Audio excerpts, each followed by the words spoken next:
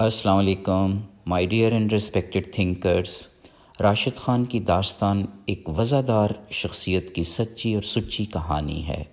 اس جیسی اعلیٰ ظرفی اجلی شخصیت شاید بہت بڑے بڑے تعلیم یافتہ لوگوں میں بھی نظر نہیں آتی۔ خود اسے بچپن سے تعلیم کا بے انتہا شوق تھا۔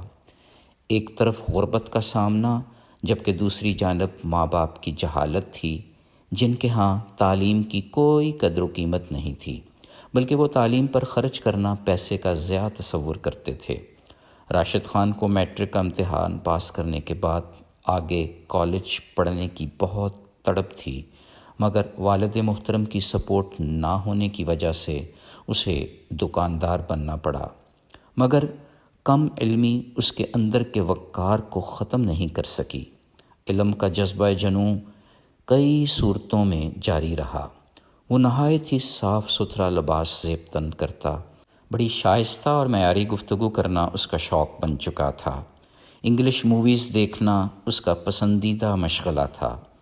اپنی بے مثال قوت ایمانی اور صبر و شکر کی وجہ سے وہ زمانے کی ایسی حقیقتوں کو جان چکا تھا جس سے بہت اعلیٰ تعلیم یافتہ بھی واقف نہ تھے۔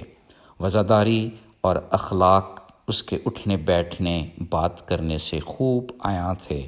وہ بہت قلیل عرصہ میں اپنے ارد گرد کے لوگوں کے دلوں میں گھر کر چکا تھا۔ شادی کے بعد اس کی زندگی میں اور بھی زیادہ متانت آ چکی تھی۔ ایسی خوبصورت متانت ایک طرف تو اس کی عزت میں اضافہ کر رہی تھی، لیکن دوسری جانب گھر کے ان پڑھ افراد سے دوری بھی پیدا ہو رہی تھی۔ لیکن ماں باپ بہن بھائیوں کی کسی بھی تلخ بات کا جواب نہیں دیتا، بس خاموش ہو جاتا۔ اس صبر کرنے پر انعام کے طور پر اللہ تعالیٰ نے بیٹی جیسی نعمت سے بھی نوازا۔ صابر شاکر راشد خان کے دل کی دنیا اس رحمت پر اور بھی بدل چکی تھی۔ معاشی فکروں اور گھریلو جھگڑوں سے قطع نظر ہو کر اس نے ساری توجہ بیوی اور بیٹی پر دینا شروع کر دی۔ وقت کا پتہ ہی نہیں چلا، بیٹی کے بعد رب تعالیٰ نے بیٹوں جیسی دو نعمتوں سے بھی نوازا۔ غربت کی چکی میں پستا ہوا یہ عظیم انسان اب بہت بڑی دانش اور حوصلے کا پیکر بن چکا تھا۔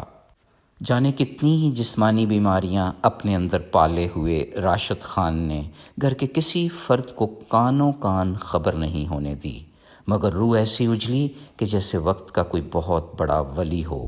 ہاں، ولی تو وہ تھا، کیونکہ حضور پاک صلی اللہ علیہ وآلہ وسلم کے فرمان کے عین مطابق اس نے اپنی ایک بیٹی کی پرورش کر کے اسے یونیورسٹی میں داخلہ دلوا دیا تھا۔ علم کا وہ جذبہ جنوں جو 30 سالوں سے اس کے اندر تڑپ رہا تھا، آج اس کی تکمیل ہوتی ہوئی نظر آ رہی تھی۔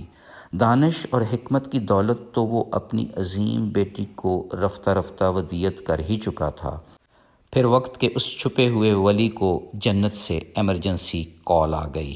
آج دنیا سے رخصت ہوئے راشد کو تقریباً 5 ماہ ہو گئے ہیں۔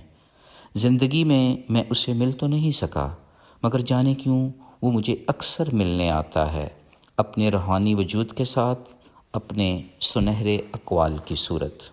ملاقات میں وہ ایک ہی بات دہراتا ہے، میرے دوست، علم و حکمت کی راہ سے پیچھے مت ہٹنا۔ دور جدید کا وہ چھپا ہوا ولی ٹھیک ہی کہتا ہے، آئیں ہم سب پیشن فار لرننگ کی راہ کے راہی بن جائیں۔ اللہ حافظ۔